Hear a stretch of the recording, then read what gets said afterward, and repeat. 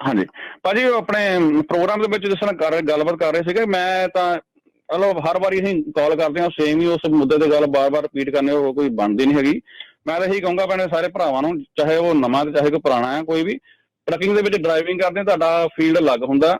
ਜਦੋਂ ਤੁਸੀਂ ਆਪਣੇ ਟਰੱਕ ਲੈ ਕੇ ਤੁਸੀਂ ਇੱਕ ਮਾਲਕ ਬਣ ਜਾਂਦੇ ਆ, ਜਿਹਨੂੰ ਅਸੀਂ ਓਨਰ ਕਹਿ ਦਿੰਦੇ ਆ, ਜਾਂ ਇੱਕ ਬਿਜ਼ਨਸਮੈਨ ਬਣ ਜਾਂਦੇ ਆ, ਤੁਹਾਡਾ ਰੁਤਬਾ ਇੱਕ ਅਲੱਗ ਹੋ ਜਾਂਦਾ। ਤੇ ਤੁਹਾਡੀ ਜਿਹੜੀ ਆ ਉਸ ਰੁਤਬੇ ਦੇ ਵਿੱਚ ਤੁਹਾਨੂੰ ਨਾ ਇੱਕ ਗੱਲ ਹਰ ਇੱਕ ਨਵੇਂ ਬੰਦੇ ਨੂੰ, ਚਾਹੇ ਹੁਣ ਅੱਜ ਕੱਲ੍ਹ ਟਰੱਕ ਚਲਾਉਣ ਡਿਆ ਆ, ਉਹਨੂੰ ਇਹ ਜ਼ਰੂਰ ਸਿੱਖਣਾ ਚਾਹੀਦਾ, ਭਾਵੇਂ 2 ਪੇਜ ਵੀ ਸਿੱਖ ਕੇ ਆਵੇ ਬਿਜ਼ਨਸ ਦੇ ਬਾਰੇ, ਕਾਰੋਬਾਰ ਦੇ ਬਾਰੇ, ਵੀ ਮੈਂ ਕਾਰੋਬਾਰ 'ਚ ਇਨਵੈਸਟ ਕਰਨ ਲੱਗਾ ਤੇ ਮੈਂ ਆਪਣੇ ਆਪ ਨੂੰ ਕਿੱਦਾਂ ਸਟਰੋਂਗ ਇਸ ਵਿੱਚ ਫੀਲਡ ਵਿੱਚ ਰੱਖਣਾ ਹੈਗਾ। ਠੀਕ ਹੈ ਜੀ।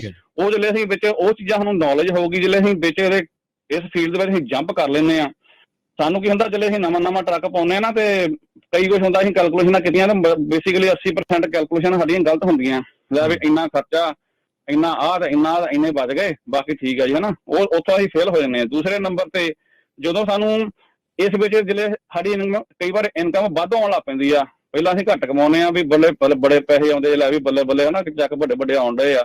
ਪਰ ਅਸੀਂ ਉਸ ਮੌਕੇ ਦੇ ਉੱਪਰ ਮੈਂ ਨਾ ਇਸ ਚੀਜ਼ ਨੂੰ ਕਹੂੰਗਾ ਵੀ ਆਪਣੇ ਸ਼ੌਂਕ ਵੀ ਪੂਰੇ ਕਰਨੇ ਚਾਹੀਦੇ, ਜਦੋਂ ਮਰਜ਼ੀ ਕਰੋ, ਜੋ ਵੀ ਲਵੋ। ਪਰ ਇਹ ਨਾ ਹੋਵੇ ਵੀ ਅਸੀਂ ਸਾਡੇ ਕੋਲ ਨਾ ਟਰੱਕਿੰਗ ਦੇ ਵਿੱਚ ਸਾਨੂੰ ਬੇਸਿਕ ਇਹ ਹੁੰਦਾ ਵੀ ਸਾਡੀ ਜੇਬ ਦੇ ਵਿੱਚ ਪੈਸਾ ਹੋਣਾ ਜ਼ਰੂਰੀ ਆ। ਜਦੋਂ ਸਾਨੂੰ ਲੋੜ ਪੈਂਦੀ, ਜਦੋਂ ਹੁਣ ਅੱਜ ਆ ਗਿਆ ਹਨਾ, ਸਾਨੂੰ ਪ੍ਰੋਬਲਮ ਆਉਣ ਡਈ ਆ, ਅਸੀਂ ਸਾਰਿਆਂ ਨੂੰ ਕਹਿੰਦੇ ਵੀ ਖੜੇ ਹੋਈਏ ਆਪਾਂ ਇਕੱਠੇ ਹੋ ਗਏ। ਹੁਣ ਪੈਸੇ ਜੇਬ 'ਚ ਨਹੀਂ ਹੈ, ਉਹ ਕਹਿੰਦਾ ਭਾ ਮੇਰੇ ਖਰਚੇ ਆ, ਉਹ ਕਹਿੰਦਾ ਮੇਰੇ ਬਿੱਲ ਆਉਂਦੇ ਆ।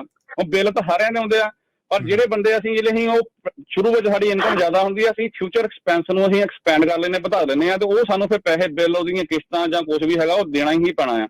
ਤੇ ਜਦੋਂ ਅਸੀਂ ਉਹ ਦੇਣਾ ਹੁੰਦਾ ਤਾਂ ਉਹ ਫਿਰ ਜੇ ਅਸੀਂ ਰੁਕਦੇ ਹਾਂ, ਸਾਡੇ ਕੋਲ ਪੈਸਾ ਨਾ ਹੋਣ ਦੀ ਵਜ੍ਹਾ ਨਾਲ ਸਾਨੂੰ ਟਰੱਕ ਤੋਰਨਾ ਪੈਂਦਾ। ਮੈਂ ਇਹ ਕਹੂੰਗਾ ਵੀ ਜੋ ਲਵੋ ਜੋ ਮਰਜ਼ੀ, ਪਰ ਘੱਟੋ ਘੱਟ ਆਪਣੀ ਜੇਬ ਦੇ ਵਿੱਚ ਥੋੜਾ ਬਹੁਤਾ ਇੰਨਾ ਕੁ ਰੱਖੋ ਵੀ ਜੇ ਕੋਈ ਭਰਾ ਆਵਾਜ਼ ਮਾਰਦਾ, ਜੇ ਸਾਨੂੰ ਲੱਗਦਾ ਸਾਡੇ ਅਸੀਂ ਆਪਣੇ ਆਪ ਦੀ ਸੋਚ ਲਈਏ ਵੀ ਸਾਨੂੰ ਲੋੜ ਪੈਂਦੀ ਤਾਂ ਅਸੀਂ ਟਰੱਕ ਖੜਾ ਕਰਨਾ ਪੈਂਦਾ, ਜਾਂ ਕੁਛ ਸਟ੍ਰਾਈਕ ਕਰਨੀ ਪੈਂਦੀ ਆ। ਸਟ੍ਰਾਈਕ ਕਰਨ ਦਾ ਮਤਲਬ ਨਹੀਂ ਬਣਦਾ, ਪਰ ਮੈਂ ਤੇ ਉਹੀ ਗੱਲ ਕਹੂੰਗਾ ਵੀ ਬਿਜ਼ਨਸ ਦਾ ਜਿਹੜਾ ਨੌਲੇਜ ਹੈ ਨਾ, ਉਹ ਬਹੁਤ ਜ਼ਰੂਰੀ ਆ। ਵੀ ਜੇ ਤੁਹਾਨੂੰ ਇੱਕ ਲੋਡ ਲੱਗਾ ਤੇ 1000 ਬੰਦਾ ਅਸੀਂ ਖੜੇ ਆ, ਤੇ ਉਹ ਲੋਡ ਹੁਣ ਲੈ ਕੇ ਜਾਣ ਲਈ ਜੇ ਅਸੀਂ ਕਹੀਏ 3000 ਦਾ ਲੋਡ ਲਓ ਘੱਟੋ ਘੱਟ, ਤਾਂ ਸਾਨੂੰ ਭੁਗਦਾ। ਜੇ ਅਸੀਂ ਕਹੀਏ ਵੀ 2600 ਦਾ, ਮੈਂ ਪੂਰੀ ਇਹ ਵਰਤੋਂ ਸਾਰੀ ਆਪਣੇ ਤੇ ਵੀ ਪੈਨਿਕ ਨਾ ਹੋਵੋ, ਵੀ ਉਹ ਲੋਡ ਜਿਹੜਾ ਮਰਜ਼ੀ ਲੈ ਕੇ ਜਾਵੇ 1000 ਬੰਦੇ ਪਿੱਛੇ, ਪਰ ਲੈ ਕੇ ਪੈਸੇ ਲੈ ਕੇ ਜਾਵੇ।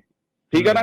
ਇਹ ਨਾ ਹੋਵੇ ਇੱਕ ਲੋਡ 3000 ਦਾ ਤੂੰ ਮੈਂ 1500 ਲੈ ਗਿਆ, ਥੇ ਵੀ ਉਹ ਮੈਂ ਬੜਾ ਖੁਸ਼ ਹਾਂ, ਲੈ ਮੈਂ ਲੋਡ ਲੈ ਗਿਆ, ਬਾਕੀ ਉੱਥੇ ਰਹਿ ਗਏ। ਨਹੀਂ, ਮੈਂ ਨਹੀਂ ਇਸ ਚੀਜ਼ ਦੇ ਹੱਕ 'ਚ ਹੈਗਾ। ਮੈਂ ਕਹੂੰਗਾ ਵੀ ਜਿਹੜਾ ਵੀ ਬੰਦਾ ਉਹ ਲੋਡ ਲੈ ਕੇ ਜਾਵੇ, ਆਪਣੇ ਬਣਦੀ ਜਿਹੜੀ ਕੈਲਕੂਲੇਸ਼ਨ ਆ ਕੈਲਕੂਲੇਟ ਕਰਕੇ ਉਹ ਲੈ ਕੇ ਜਾਵੇ। ਇਸ ਚੀਜ਼ ਨੂੰ ਮੁੱਖ ਰੱਖ ਕੇ ਵਰਕ ਕਰੋ।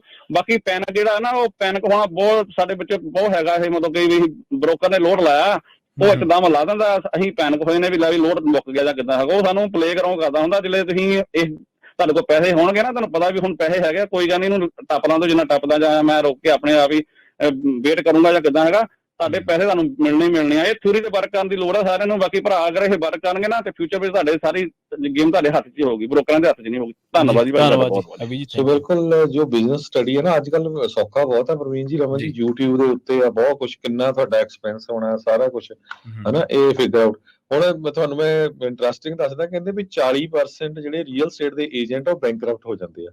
ਉਹ ਤੁਸੀਂ ਕਹਿਣਾ ਵੀ ਯਾਰ ਪਿਛਲੇ ਸਾਲਾਂ 'ਚ ਘਰ ਤੇ ਘਰ ਵੇਚੀ ਜਾਂਦੇ ਸੀ।